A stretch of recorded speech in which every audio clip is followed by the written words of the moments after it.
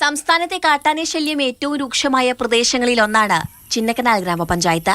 2003 ആദിവാസി പുനരധിവാസ പദ്ധതികൾ നടപ്പിലാക്കിയതു മുതൽ രൂക്ഷമായ വന്യജീവി ആക്രമണങ്ങളിൽ നാളിതുവരെ 47 പേരാണ് ചിന്നക്കനാലിൽ കൊല്ലപ്പെട്ടത്. നിരവധി വീടുകളും ഹെക്ടർ കണക്കിന് കൃഷിയും കാട്ടാന നശിപ്പിച്ചു.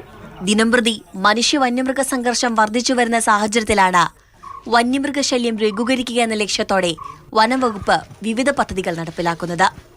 ദേവികുളം റേഞ്ചിന് കീഴിൽ രൂപീകരിച്ചിട്ടുള്ള ജനജാഗ്രതാ സമിതി യോഗം ചേർന്ന് വനം വകുപ്പ് നടപ്പിലാക്കാൻ പോകുന്ന പദ്ധതികളെക്കുറിച്ച് ചർച്ച ചെയ്തു. കാട്ടാനശല്യം രൂക്ഷമായ ജനവാസ മേഖലകളായ പന്തടിക്കലം, ബിയലറാം, സിംഗകണ്ഠം തുടങ്ങി നിരവധി മേഖലകളിൽ തൂക്കുവൈദ്യുതി വേലികൾ സ്ഥാപിക്കാനാണ് വനം വകുപ്പ് തീരുമാനിച്ചിരിക്കുന്നത്.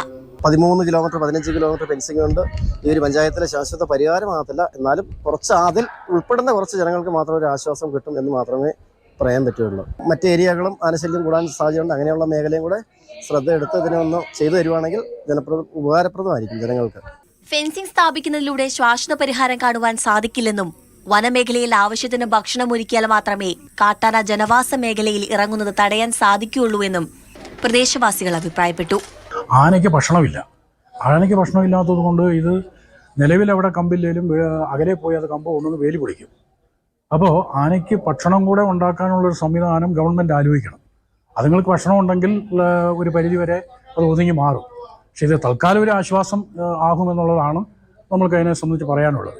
ജനജാഗ്രതാ സമിതി നിർദ്ദേശിക്കുന്ന മേഖലകളിലായിരിക്കും വനം വകുപ്പ് ഫെൻസിംഗ് നിർമ്മിക്കുക. ഇതിനായുള്ള ആദ്യ യോഗത്തിന് ശേഷം നിർമ്മാണ പ്രവർത്തനങ്ങൾ ആരംഭിക്കുമെന്ന് വനം വകുപ്പ് ഉദ്യോഗസ്ഥർ അറിയിച്ചു. മാതൃഭൂമി ന്യൂസ്, കുമളി.